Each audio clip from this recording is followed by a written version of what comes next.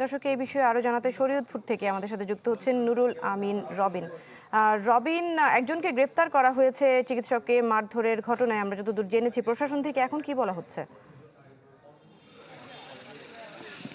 বৃষ্টি, প্রশাসনের পক্ষ থেকে কিন্তু এরই মাঝে আমরা দেখেছি যে অভিযুক্ত যারা রয়েছেন, অর্থাৎ এই নাসির ইসলামের যে ঘটনা, এই ঘটনায় যারা এই আক্রমণের সাথে, হামলার সাথে জড়িত ছিল, তাদের আটকের জন্য অভিযান পরিচালনা করেছে। কিছুক্ষণ আগে আমি সেই নিহত যে লাল মিয়া, যিনি হাসপাতালে চিকিৎসাধীন অবস্থায় মারা গিয়েছেন, তার বাড়িতে গিয়েছিলাম। সেখানে কিন্তু পুলিশের একটি বড় টিমের উপস্থিতি আমরা দেখেছিলাম এবং সেখান থেকে একজনকে তারা আটক করতে সক্ষম হয়েছে কিছুক্ষণ আগে।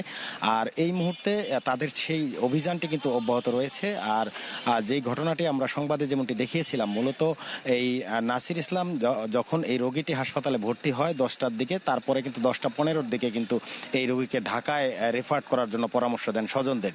তবে স্বজনরা রোগীকে রাতেই ঢাকায় না নিয়ে ওই রাতটুকু হাসপাতালে নিজেদের উদ্যোগে বনসই দিয়ে এখানে রেখে দেন। পরবর্তীতে কিন্তু তিনি মারা যান। মারা যাওয়ার পরে তারা কিন্তু সংঘবদ্ধ হয়ে এই চিকিৎসকের উপর হামলা করে এবং জরুরি বিভাগে ব্যাপক ভাঙচুর চালায়। সেই ভাঙচুর হসপিটালে কিন্তু আজকে চিকিৎসা কার্যক্রম চালাচ্ছেন এখানকার চিকিৎসকরা। আইন শৃঙ্খলা রক্ষাকারী বাহিনীর পক্ষ থেকে সব ধরনের প্রচেষ্টা নেওয়া হচ্ছে অভিযুক্তদের গ্রেফতারের জন্য। তো বৃষ্টি, এই ছিল আমার কাছে শরীয়তপুর থেকে সবশেষ তথ্য। জি রবিন, ধন্যবাদ আপনাকে আমাদের সাথে যুক্ত হওয়ার জন্য। প্রয়োজনে ফিরবো আবার আপনার কাছে। ঈদ আসবে, সাথে ক্যাশব্যাকও আসবে। নিজের বা প্রিয়জনের জন্য কেনাকাটায় এবারও নগদ পেমেন্টে পাচ্ছেন দারুণ ক্যাশব্যাক। তাই যাই কিনুন, পেমেন্ট করুন নগদে।